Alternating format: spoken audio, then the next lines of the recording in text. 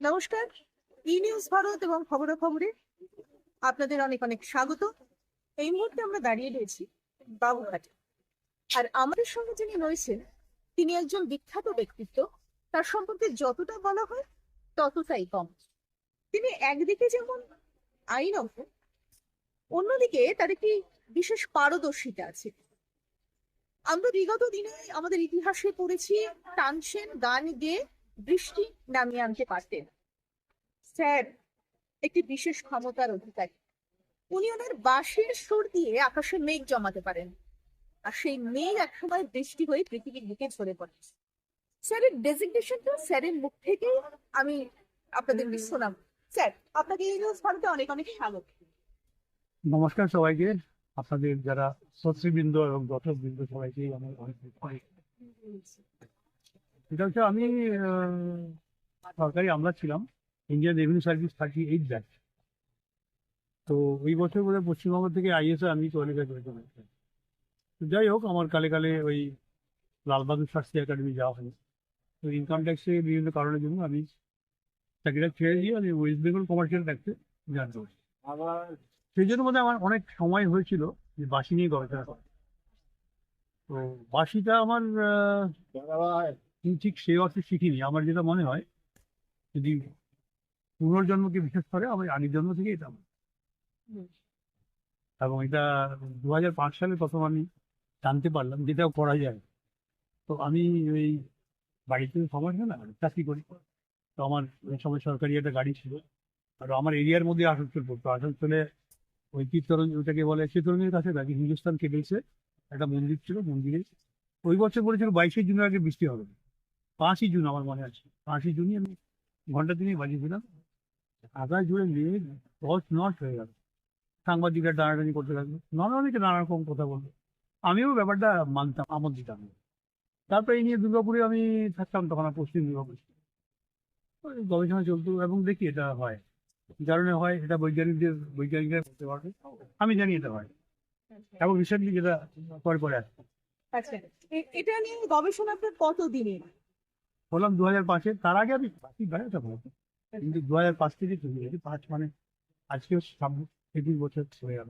আচ্ছা, আপনার এই যে বিশেষ যে একটা বমি রয়েছে সেটা সম্পর্কে আপনি আবহাওয়া দপ্তরকে কখনো জানিয়েছেন?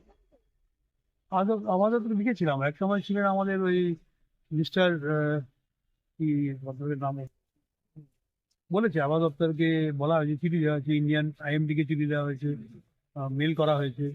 তো ওরা তো, ওদের তো কোনো দোষ নেই, ওরা তো এই ব্যাপারটা নিয়ে পড়াশোনা করে। না। ওরা যেটুকু পড়েছে তার মধ্যেই থাকে। এই রিসেন্টলি তুমি দেখো না, আমি 22 তারিখে ফেসবুক লাইভ করলাম। আমি বলেছিলাম যে আমি এই এই ইলেকশনটা রন্ডভন্ড করে দেবো সাইক্লোন করে। তো এক বেশি না, 8 ঘন্টার জন্য একটা এক্সপেরিমেন্টাল বসেছিলাম 22 তারিখে। বললো 24 তারিখে বৃষ্টি হবে। যথেষ্ট বৃষ্টি হয়েছে কালকে। না, কালকে হয়েছে, 24-এ হয়নি। ওরা ফোরকাস্ট দিল 25-এ হবে, হয়নি। 26-এ হয়নি, 27-এ হয়নি, 28-এ হয়নি। প্রত্যেকদিন কিন্তু ফোরকাস্ট দিয়ে গেছে।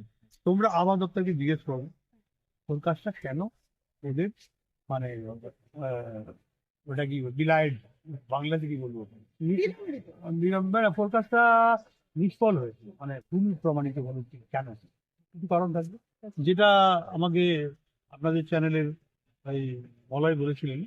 মলয়বাবু আমাকে বললেন যে ওই তো আপনি যখন বাজাচ্ছিলেন তখন আবহাওয়ার গতি প্রকৃতি পরিবর্তিত হয়ে গেছে, এবং তাতে করে প্রমাণিত হয়ে গেল যে এটা বৃষ্টিটা হবে, কত করে ক্যালকুলেট করলো।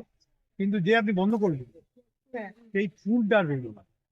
তার জন্য এটা হচ্ছে দেরি হয়েছে। ঠিক, মানে কন্টিনিউশনটা দরকার। কন্টিনিউ দরকার। কন্টিনিউ হলে আমি দিনই হয়ে যাবে। তো না, যেহেতু ফোরকাস্ট হয়ে গেল, আর আমি বাজাইনি। আমি নর্মালি মাইক টাইক নিয়ে বাজাই। মাইকটা অনেকই ঠান্ডা, মাইকের আওয়াজটা মেঘে যেতে হবে, মেঘ শুনলেই চলে আসবে। আচ্ছা। মানে এটা হচ্ছে ফিজিক্স, আমি ফিজিক্সের অনার্স। ভাইব্রেশন অফ পার্টিকেল থাকে না, সব এফপিএম বলে থাকে। ওয়াটার মলিকুল গুলো এয়ার মলিকুল ভাইব্রেট করে, কিন্তু ভাইব্রেশনের মধ্যে ফ্রিকোয়েন্সি ডিফারেন্স থাকে। আচ্ছা, এই সাউন্ডটা ট্রাভেল করে লংজিটিউডাল ওয়েট করে। ফিজিক্সের ছেলে যারা সাউন্ডের ব্যাপার অ্যাকোস্টিক্স নিয়ে পড়াশোনা করে এমন ধরনের। তো ওইটা সিম্পল ফান্ডা, এই ভাইব্রেশনটাই পাঠাচ্ছি, এবং এই ভাইব্রেশনের ফলে ওয়াটার পার্টিকেল গুলো যারা ভাসমান বাতাসে, সেগুলো এগিয়ে আসে। এবারে দেখতে হবে হোয়াটসঅ্যাপে বা ফেসবুকে বা টেলিফোনের মধ্যে আমি যখন বাজাচ্ছি, তখন কি হয় সেটাই তো দেখতে হবে। কারণ এত মারাত্মক বৃষ্টি, এটা কিন্তু কালবৈশাখীও নয়, যদি আপাতত বলে থাকি কালবৈশাখী, কালবৈশাখী এটা নর্থ ওয়েস্টার্ন। কালবৈশাখী সাধারণত সাউথ ওয়েস্টার্ন, দক্ষিণ পশ্চিম থেকে আসে। নর্থ ওয়েস্টার্ন এটা আসলো। আমার হোয়াটসঅ্যাপে আমার সঙ্গে ছিল সায়েন্টিস্ট শুভ্র চক্রবর্তী, সায়েন্টিস্ট এবং প্রফেসর ছিলেন কলেজে। তো উনি আমার সঙ্গে হোয়াটসঅ্যাপে যুক্ত ছিলেন। ওনার ওখানেও মারাত্মক বৃষ্টি হয়েছে এবং এটা বিশাল ব্যাপক এরিয়া জুড়ে হয়েছে। তো তোমরা অবশ্যই আবহাওয়া দপ্তরকে জিজ্ঞেস করবে যে এটা কেন হলো না, কেন এত দেরি হলো, আপনাদের প্রেডিকশনটা হতে দেরি হলো। অনেকে আমার বিশেষ করে গুজরাট এবং ওই উত্তরপ্রদেশ, গুজরাটে আমি ওই দুটো সাইক্লোন পাঠিয়েছিলাম, ওই সময় হিন্দুরা বন্দি ছিল। ওই হিমন্ত আমার আসাম বিজনেসে অমিত শাহকে বলেছিলাম তোমার গুজরাটে আমি পক্ষী আর কয়ার বলে দুটো সাইক্লোন তৈরি। সেই সাইক্লোনগুলো তৈরি হয়েছিল কেন, কিভাবে হলো, আমার এই ধমকি দেওয়ার পরে এই সেটাও এখন আমাকে দেখতে হবে। তবে আমার মনে হয় যেটা একটা হচ্ছে, যখন একটা ভাইব্রেশন ওয়েভ হয়, সেই ওয়েভের একটা ব্যাপার আছে, তার সঙ্গে উইলেরও একটা ওয়েভ আছে। অনেক লোকের উইল একসঙ্গে কাজ করে, সেই উইল পাওয়ার হতে পারে। আমাকে ওরা বলেছিল ভাই না তোমার आपका इसमें कुछ आध्यात्मिक मतलब कुछ वो हो गया। तो मेरे को ऐसा कोई आध्यात्मिक तो मेरा मतलब मैं वो नहीं हूँ, ना मैं साधु हूँ ना मैं वो करता हूँ। हाँ थोड़ा बहुत योगा वोगा करता हूँ, उससे तो आध्यात्मिक का और मेरे को ध्यान और ये करने का टाइम भी नहीं है। तो বলছে না आपका ये आपने ये सीख लिया है, सीख प्राप्त हुआ है। তো আমি বললাম হয়তো এটা উইল পাওয়ার একটা ব্যাপার আছে, এটা দিয়ে গবেষণা দরকার আছে। This will power coupled with vibration in physics, তো এটাতে হয়তো হতে পারে। আর যে বছর আইলাইট ছিল সে বছর আমি নলবনে পরীক্ষা করছিলাম। আচ্ছা। নলবনে 3 দিন বাজালাম। আমি তখন সেল ট্যাক্সের অফিসার, নলবনের মালিক পার্সোনালি আসতেন, জল খাওয়া দাওয়া মাইক টাইক সব অ্যারেঞ্জ করে দিলেন। তো সন্ধ্যাবেলায় মাইকের আওয়াজ হচ্ছে, তরুণ তরুণীরা আসছে, খুব সুন্দর পরিবেশ। তো ফোর্থ ডেতে আমার বাড়ি থেকে বলা হলো যে মেঘগুলো হচ্ছে কিন্তু মেঘ এরোপ্লেন উড়ে মেঘগুলোকে কেটে দিবে। তো আমি চলে গেলাম বাড়িতে। এইবারে ঠিক 3 থেকে 4 দিনের মধ্যে আইল্যান্ড কাকতালি হতে পারে, আমি ভালো। তবে এই কথাটা স্টার আনন্দের কৃষ্ণেন্দুকে বলে, তখন কৃষ্ণেন্দু বলে তাই নাকি, ঠিক আছে আপনি আবার বসুন। তো আবার বসলাম, ওকে মেল পাঠিয়ে বসলাম। ও তারপরে আমি যেদিন বসলাম নলবনে, সেই দিনই বললো, বিকেলে বললো একটা সাইক্লোন তৈরি হয়েছে। আমি কৃষ্ণেন্দুকে বললাম, কৃষ্ণেন্দু বললো হ্যাঁ আমি কথা বলছি। কৃষ্ণেন্দু কার সাথে কথা বলে যাই না। ও বললো না স্যার আমি পারছি না এই ব্যাপার, আপনি প্রেস কনফারেন্স করেন, আমি ডাকলে অবশ্যই আসবো, স্যার আনন্দ আসবে। তো আমি বললাম তুমি আমাকে বসালে, আমি যখন রীতিমতো মাইক টাইক খরচা করে সেকেন্ড টাইম, তখন ততদিন আর বড়জয় নেই, ওই নলবনের মালিক নেই, ওরা মামলা উঠে গেছে ওটা, আমার সমস্ত খরচাপাতি হলো। বসালে আমি কি সাইক্লোনটা আনবো কি আনবো না, না স্যার আমি এই ব্যাপারে কিছু বলবো না। পরে জানতে পারলাম কৃষ্ণেন্দু কথা বলেছিল নিমাই পান্ডে। তার আগে নিমাই পান্ডে আমাকে মিলিনিয়াম পার্কে আমাকে ইন্টারভিউ নিয়েছে, সেটা একটা এজেন্সির মাধ্যমে দিয়ে করেছিলাম। সেখান থেকে ওরা একটু আমার থেকে পয়সা নিয়েছিল, যারা আমি করি। তো পয়সা পেয়ে গেলে নিমাই পান্ডে আমাকে দার্শন মানিয়েছে স্টারানন্দ। ওরা আজ এই আমার কাছে ভিডিও আছে, তোমাদের পাঠাবো।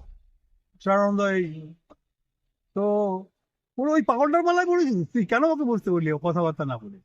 তো এই হচ্ছে আরো, এরা হচ্ছে বড় বড় বিজ্ঞানী, এরা বিজ্ঞানের বয় জানে না।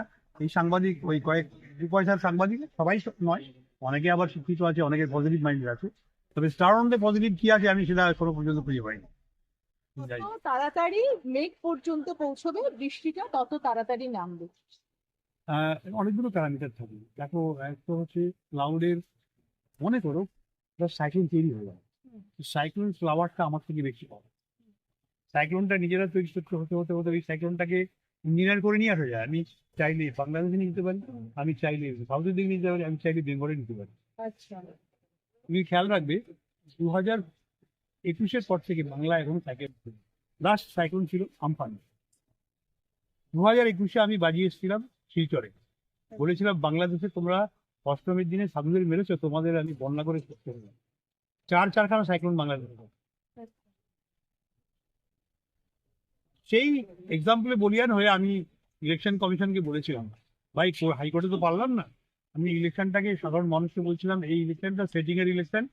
যদিও এখন বোঝা যাচ্ছে যে সেটিং আর নেই, কেননা যারা যে সেটিং করছে বুঝে গেছে, জনতার খরচটা বুঝে নিয়েছে। এখন আমার মনে হচ্ছে এই দেবাদিদেব মহাদেবও চাইতেন, কেননা বৃষ্টিটা পোলিং শেষ হলো তারপরেই তো তার আগে বৃষ্টি হলে যদি ভোটের অসুবিধা হয় না হয়, তার মানে দেবানন্দ মহাদেব চাইছেন যে এবারে একটা পরিবর্তন দরকার। মানুষ, অনেক মানুষ চাইতো একসঙ্গে, অনেক পুলির কথা মনে হয় তো মনে পুলিশ সেটে অমিতাভ বচ্চন কিভাবে মৃত্যু থেকে বহুত লোকের প্রার্থনা করছে। এই যে সম্মিলিত উইল পাওয়ার, এটারও একটা শক্তি আছে, এটা নিয়ে গবেষণা করবার।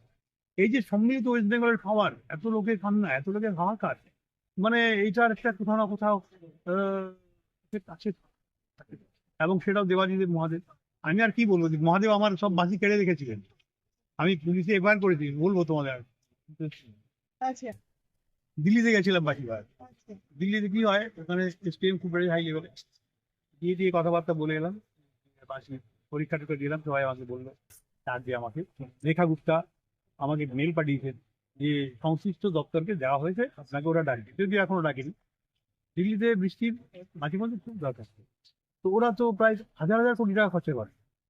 হ্যাঁ একটা মার্কুরি ক্লোরাইড যদি বাতাসে তোমার ছড়িয়ে বৃষ্টি করতে হয়, হ্যাঁ, এরোপ্লেনের খরচা আছে, এই খরচা আছে, অনেক খরচা আছে, তারপর বুঝতেই পারছি।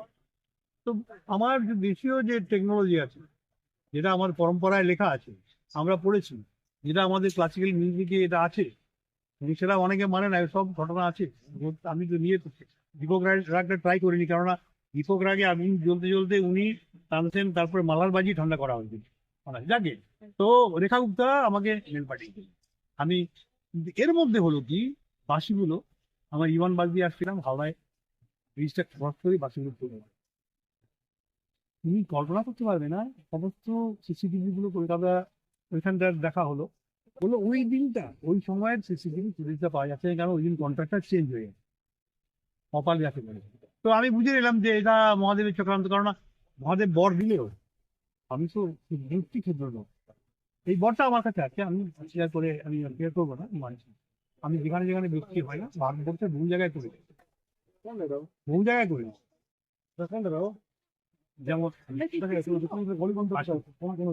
কি আছে আচ্ছা না, আমার মেন ব্যাপারটা বলো। 2007-এ আমি মিডিয়া পার্কে বাজিয়েছিলাম, তখন একটাই চ্যানেল ছিল, নিউজ চ্যানেল, কলকাতা টিভি নাম করা চ্যানেল, একমাত্র চ্যানেল।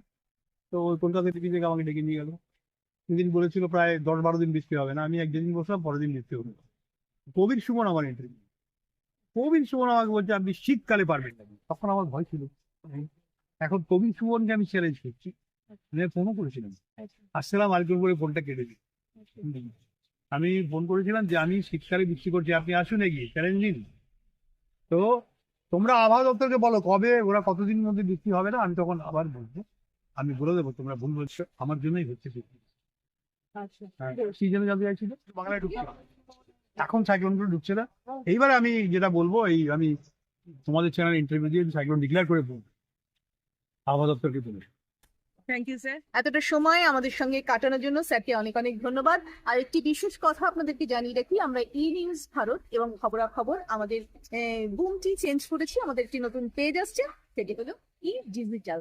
আপনারা আমাদের সঙ্গে থাকবেন, আমাদের পেজটি ফলো করবেন এবং আমাদেরকে অনেক অনেক ভালোবাসা দেবেন।